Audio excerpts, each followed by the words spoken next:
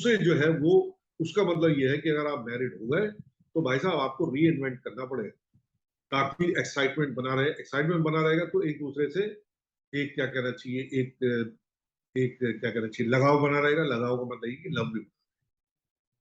तो ये आप जो है एस्पेक्ट करिए, आप दूसरा इस पे एस्पेक्ट आप जो कि मानसिक।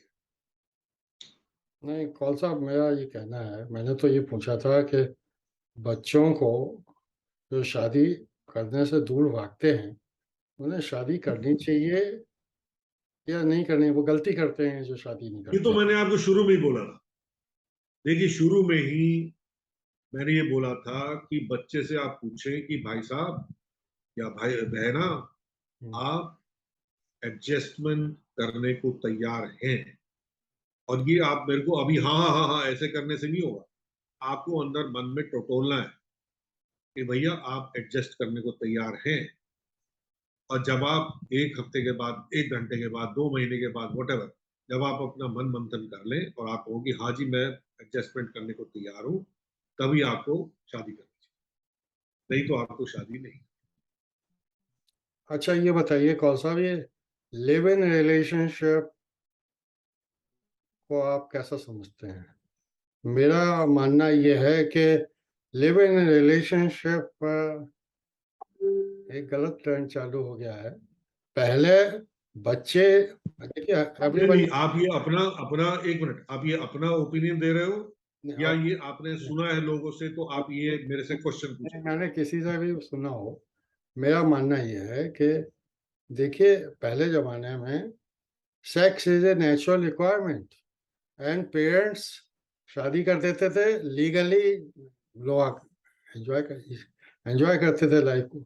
अब ये जो लिव इन रिलेशनशिप का चक्कर चला हुआ है, और लोग कुत्ते के बच्चे पालना पसंद करते हैं, अपने बच्चे पालना पसंद नहीं करते हैं। ये क्या है? ये कहाँ ले जा रहा है समाज को दुनिया भर में? आपकी क्या सोच है? हो। मैं बताता हूँ, इसमें जो है ये कोई मॉरल इशू नहीं है। पहले होता था मॉरल इशू, लेकिन अब ये मॉरल इशू नहीं रहा। और मैं बताता हूँ क्यों। वो इसलिए कि जब से औरत ने अपना एक स्थान समाज में बना लिया है कि भाई मेरा जो स्थान जो है समाज में इक्वल है आदमी के बराबर, कंधे से कंधा मिला के चल रही, तब से जो है ये मॉरल इशू खत्म। पहले क्या होता था, ये मॉरल इशू था क्योंकि लोगों को दिमाग में ये बात रहती थी कि भाई आदमी औरत अगर इकट्ठे रह रहे हैं तो आदमी जो है औरत का एडवांटेज ले रहा है, ठीक है ना। आदमी जो है औरत का एडवांटेज ले रहा है कि ठीक है उसने तो अपना सेक्स वेक्स कर लिया, उसको तो मजा आ गया, ये बेचारी जो है इसको कुछ नहीं। औरत कहती है हेलो, किस किस दुनिया में घूम रहे हो आप? आज की औरत कहती है कि मैं मेरे को कोई एडवांटेज, मैं इसका एडवांटेज ले रही हूं, मैंने इससे कुछ नहीं लेना देना, ये तो मैं जो मेरे को अभी अच्छा लग रहा है ठीक है मैं इसके साथ हूँ, कल मेरे को ये अच्छा नहीं लगेगा मैं तो इसको बाहर निकाल के बाहर कर दूंगा। ये जो एक इक्वेलिटी जो है आ गई है कि औरत में भी अपनापन, अपना एक जो है क्या कहना चाहिए, एक सेल्फ एस्टीम जो है वो बढ़ गई है अपने बारे में। पहले क्या होता था कि औरत जो है वो ऑलवेज ए विक्टिम, हमेशा जो है उसका थोड़ा लोअर वो रहता था, अबला नारी का उसको खिताब दे रखा था, एटसेट्रा एटसेट्रा। अब धीरे धीरे वो औरतें जो है, जो आजकल की यंगर जनरेशन जो है, उनको वो अबला शबला कुछ नहीं है, वो भैया इक्वल उसमें है। और वो अपना उनको स्थान पता है समाज में क्या है। और अगर वो इकट्ठे क्या कहते हैं रह रहे, लिविंग इन रिलेशनशिप है, तो ठीक है। और वो अरेंजमेंट जो है इसलिए उसमें कोई क्या कहते हैं मॉरल कुछ नहीं है, जैसे मैंने भी बताया, बिकॉज दोनों इक्वल है। आदमी को उतना ही हक है उस रिलेशनशिप को छोड़ के जाने का जितना कि औरत को है। वो भी उतना उसको हक है, वो उतना वो छोड़ के चली जाएगी, खत्म हो गई बात। कोई किसी ने कोई लेना देना नहीं।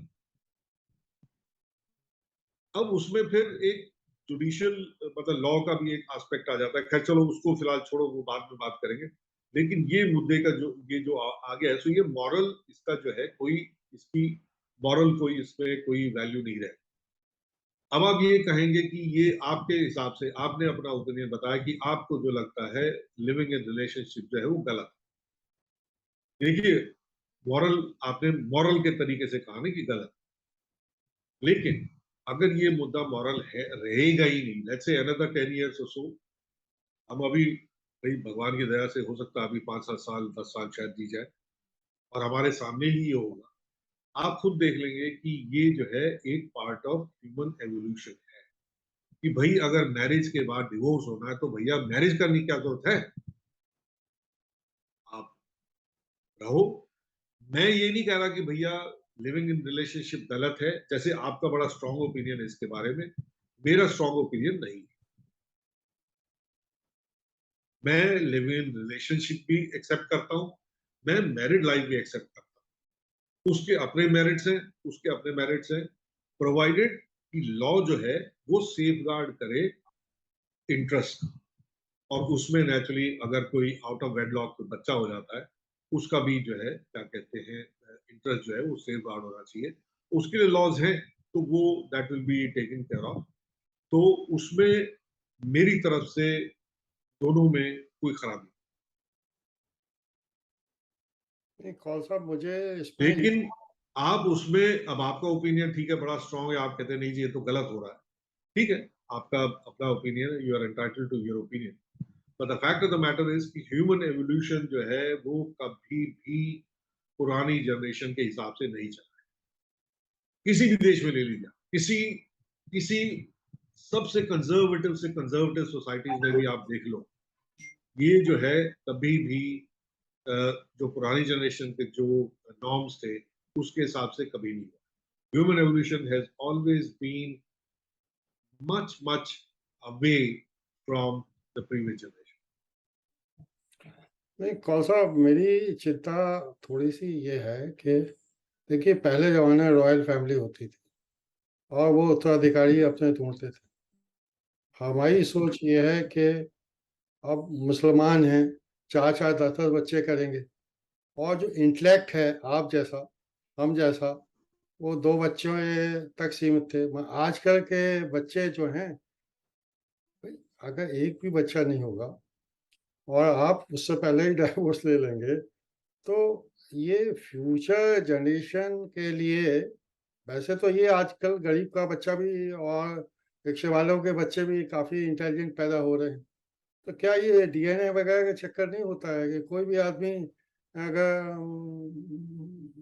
ऊपर पहुंच जाता है और उनका डीएनए अच्छा होता है, और ये इस सब की चिंता जो पहले होती थी कि रॉयल ब्लड चलता रहता था और दो होशियार हस्बैंड वाइफ होते थे, वो एक हीरा पैदा करके जाते थे, और माँ बाप की यही इच्छा होती थी कि हमारे बच्चे हमसे अच्छा करें, तभी खुशी मिलती थी। तो ये जो आपने पाठ पढ़ाया है, उससे तो इसका द एंड होता दिखाई देता है। आपका क्या कहना है? नहीं, जैसे मैंने कहा कि इसमें इसमें देखिए ये ह्यूमन एवोल्यूशन है सुधीर साहब। इसमें आप जो है इसको आप दबा नहीं सकते कि भाई मैं चाहता हूं कि नहीं सबके सब शादी करें और 15 बच्चे पैदा करें, ऐसा होगा नहीं। क्योंकि जो आजकल की हमारी जो नेक्स्ट जनरेशन या नेक्स्ट नेक्स्ट जनरेशन जो आ रही है, वो जो है उनके अपने विचार हैं और वो अपने हिसाब से चलना चाहते हैं। और जहां तक आप कह रहे हैं कि नहीं जी कुछ किसी उसमें ग्रुप में लोग बहुत ज्यादा बच्चे पैदा करते हैं, हमारे जो है कम हो जाएंगे, वो तो फिर आप एक एक पॉलिटिकल डेमोग्राफिक आप एक इशू को उठा रहे हैं, वो अलग सब्जेक्ट है, वो तो बहुत बड़ा सब्जेक्ट है, उसको तो फिर कभी लेंगे। लेकिन फिलहाल अगर आप सिर्फ डिवोर्स के बारे में बात करें, मैरिड लाइफ के बारे में बात करें, तो उसमें ये जो है एवोल्यूशन है। इसमें मेरा और आपका ओपिनियन जो है वो खास उसमें माने नहीं रखता।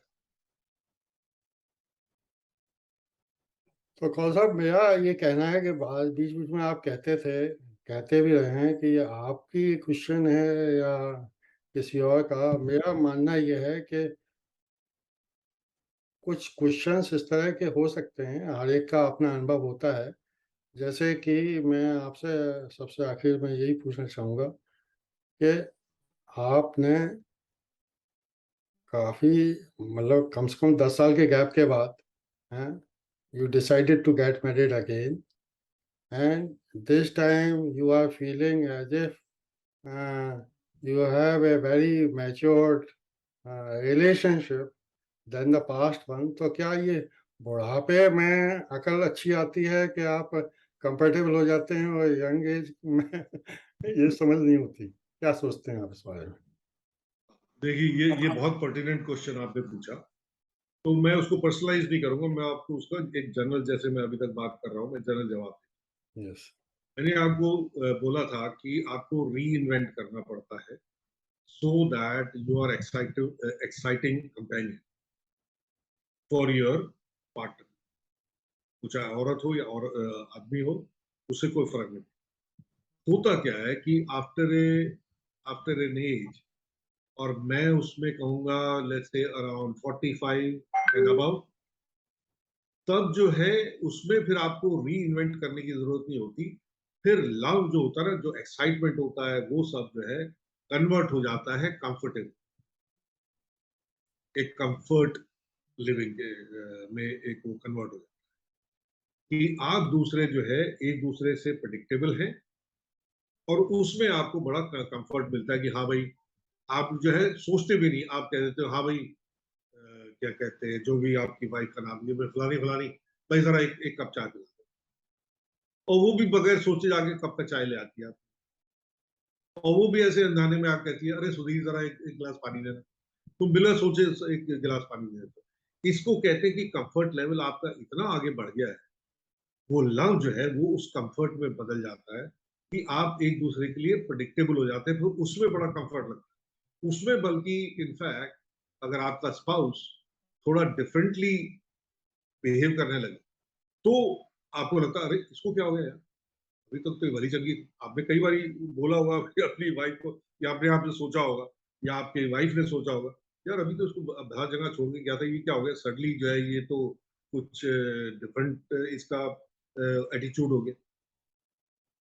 तो एक लाइफ का जो होता है कि जो डिफरेंट स्टेजेस होती हैं, और वही मैं अवेयरनेस लाने की कोशिश कर रहा हूँ इस फोरम में, कि लाइफ के जो है बहुत सारी स्टेजेस होती हैं, और उस स्टेज में जो है आपका एक स्टेज वो भी होती है शुरू शुरू में, जो कि एक्साइटिंग होती है, एक्सप्लोर कर रहे हो आप एक दूसरे को, अनप्रिडिक्टेबिलिटी होती है, वो आपको लाइक करते हो आप उसको, because that keeps you going with each other. उसके बाद धीरे धीरे वो बढ़ के कुछ और हो जाता है, लव में कन्वर्ट हो जाता है, उसके बाद फिर और कुछ हो जाता है, फिर बच्चे हो जाते हैं, फिर बच्चों के साथ आपका जो है क्या कहते हैं इंटरेक्शन होता है, उनके थ्रू आप लोग जो है बात करने लगते हो, फिर धीरे धीरे जाके आप फिर उस वृद्ध अवस्था में, वृद्ध तो खैर मैं नहीं कहूँगा, से 45-50 के आस-पास पहुँचते-पहुँचते आप फिर जो है कंफर्टेबल हो जाते हैं एक-दूसरे के साथ। फिर जो है आपको फिर अनप्रेडिक्टेबिलिटी या एक्साइटेबिलिटी की ज़रूरत नहीं।